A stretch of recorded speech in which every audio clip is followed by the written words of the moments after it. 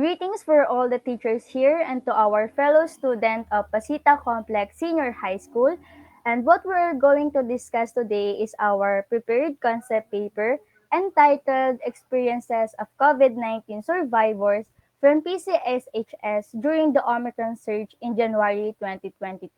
And to introduce my fellow researchers in this concept paper, they are Christine Jane D. Agsaway, Hazel Ann A. Ayapana, Don Charles I. Hardinero, yours truly, Francesca Risi R. Prasaya, Anne Margaret V. Ravello, and lastly, Alexa H. San Jose.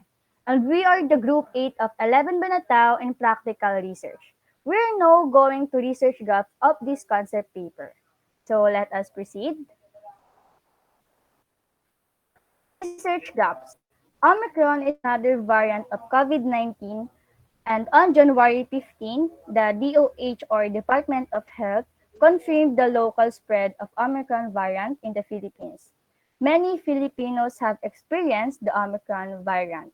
It is really a serious case to talk about, and a lot of Filipinos don't know how to experience of having virus like this. Some people might wonder, how do the survivors live their life while struggling with the virus? This study reaches out students and other people to know what they feel during these times of being sick. The Omicron variant COVID-19 has been called a variant concerned by the WHO or World Health Organization. Omicron is spreading faster than any previous variant, with doubling time of 2 to 3 days. After analyzing and reviews about some previous research related to this topic, only the number of survivors in COVID-19 is what they focus on. And no study or research has been answered on what they really encountering during the Omicron surge.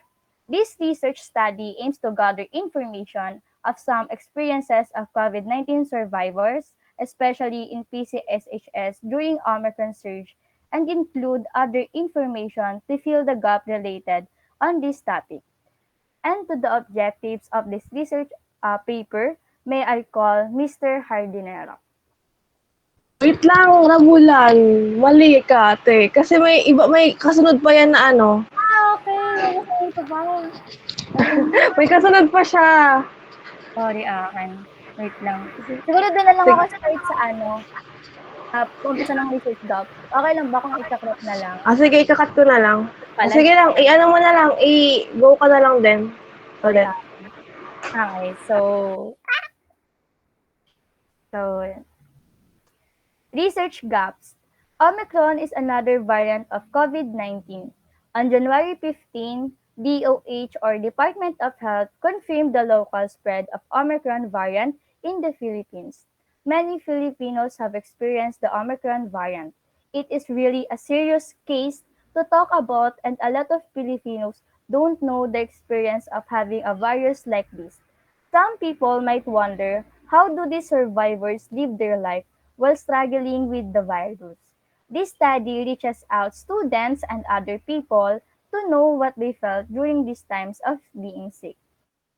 This research study aims to know what lies behind the people, students, and youth.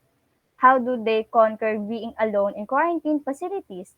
What adjustment they do in order for them to survive?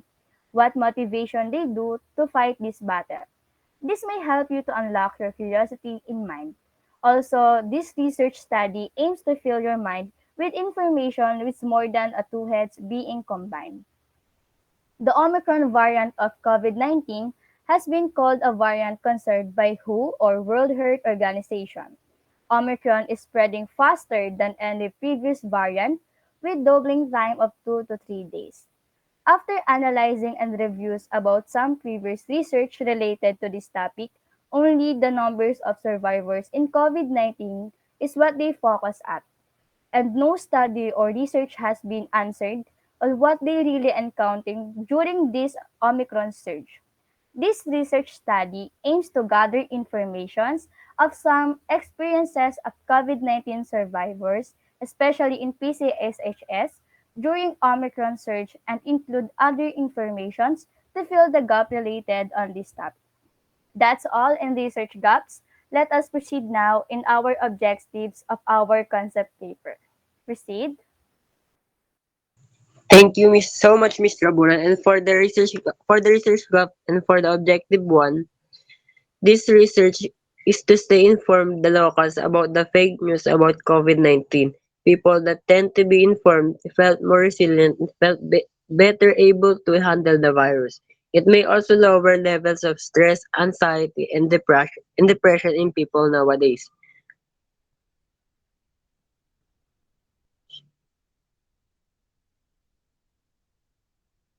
Wait lang, naglag ako.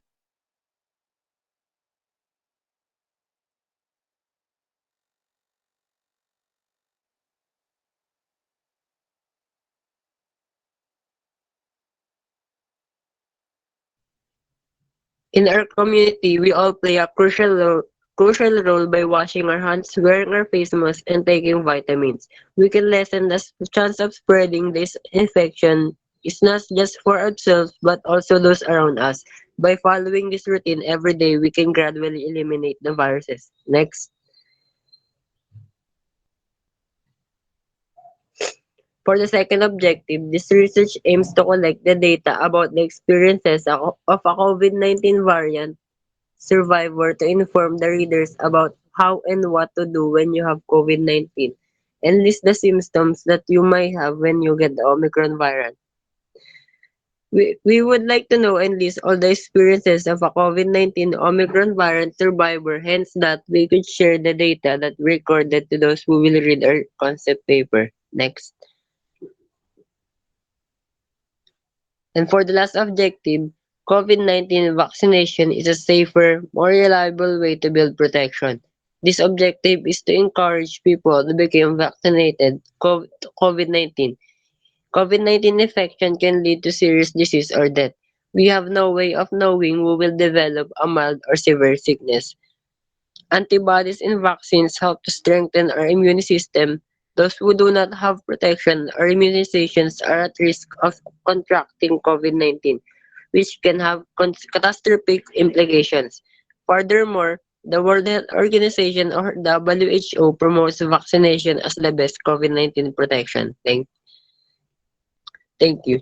Now that I have discussed the objectives, Ms. Sanase will now discuss about the where is the setting of this topic and who are the Thank you for that, Mr. Hardinero. For setting and participants, this research will be taken at Pasita Complex Senior High School or PCSHS. The participants of the study are primarily the survivors of COVID-19 Omicron variant in January 2022 in PCSHS. With this in mind, the majority of the participants will be covered by grade 11 ABM. These participants are the individuals who met the criteria of diagnosis of a survivor of Omicron surge. This research will be taken at Pasita Complex Senior High School, as one of the most important establishments for education in San Pedro City, Laguna. It also offers K-12, which consists of kindergarten to grade 12. Along with other schools and universities, Pasita Complex Senior High School has become one of the most affected during the surge of Omicron variants from January 2022. As it was mentioned in the title approved, data will be collected in the said school. The participants of the study are primarily the survivors of COVID-19 Omicron variant in January 2022 in PCSHS. They will be chosen according to the Department of Availability, wherein the percentage will be gathered after the said victims agreed and showed up in the research. With this in mind, the majority of the participants will be covered by grade 11 ABM. These participants are the individuals who met the criteria of diagnosis of a survivor of Omicron surge. Anyone who still has the said illness will be excluded for the safety of everyone. Then for the theoretical framework, there are 3,627,548 Filipinos recovered as of May 30, 2022. Here in our region, in NCR, there are 1,160,449 as of May 30, 2022 by Department of Health or DOH. There are threefold solutions. First is to strengthen health systems resilience. Second is bringing health services closer to the people through universal health care or UHC. And last one is to invest in pandemic preparedness and response by World Health Organization or WHO. This research is about the number of Filipinos recovered in COVID-19 during this time. According to the Department of Health or DOH, there are 3,627,548 Filipinos recovered as of May 30, 2022. Here in our region, in NCR, there are 1,160,449 as of May 30, 2022. As emphasized by Dr. Celso Bate of the Medical City and the Victor R. Potenciano Medical Center, they said that this is the end goal of psychiatrists in providing rehabilitative care and treatment. According to the World Health Organization, there are threefold solutions. First is to strengthen health systems resilience. Second is bringing health services closer to the people through universal health care. And last one is to invest in pandemic preparedness and response. On the other side, there is Dr. Edsel Salvana, director of the University of the Philippines Institute of Molecular Biology, said that the novel coronavirus is not uniformly fatal and that recovery is more likely than dying from the disease.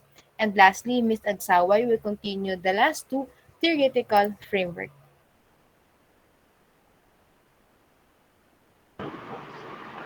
Thank you so much, Miss San Jose, for the two theoretical framework. And the last two is, as of date, there is five, five deaths among confirmed Omicron case, while the total number of confirmed Omicron variant cases now 1,153. The additional 35 Delta variant cases were 26 were local cases and 9 were ROFs. Based on the case line list, one case has died, 30 have been tagged as recovered, while there are 4 cases whose outcomes are still being verified. The total number of confirmed Delta variant cases now 8,647.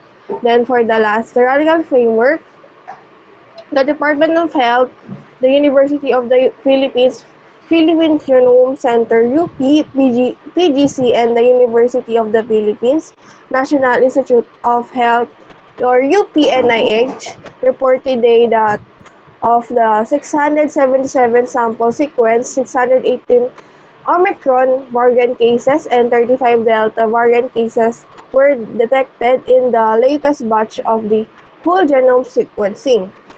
There are differences opinions about the recoveries in COVID-19. Last January 20, 2022, the number of persons recovered represents COVID-19 confirmed individuals with an onset date on or prior to December 2021.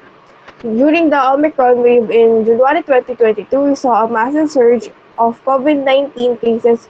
Fortunately, the risk of hospitalization and deaths were lower, but that should not cause us to hesitate from getting COVID-19 vaccinations, including the booster doses as required. That's all for theoretical framework. And next, this are these are the references we have used. Next, and lastly, I am Christine Jane D. Agsaway, Hazel and A. Ayapana. I am Ron Jose Hardinero. I am Christine Jurabulan, Francesca Risi Pesaya, and R. Margaret R. Ravelo.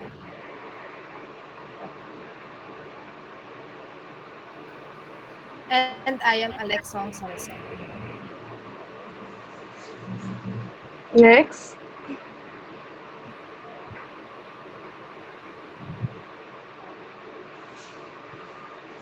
And now that we have determined what are the research gap, objective setting, and participants, and the theoretical framework, and proposed our concept paper about the experiences of COVID-19 survivors from PCHS, PCSHS during the Omicron surge in January 2022. Lastly, we would like to thank Ms. Juarez, and we do hope that each of us have benefited from this concept paper. Thank you so much and have a great day.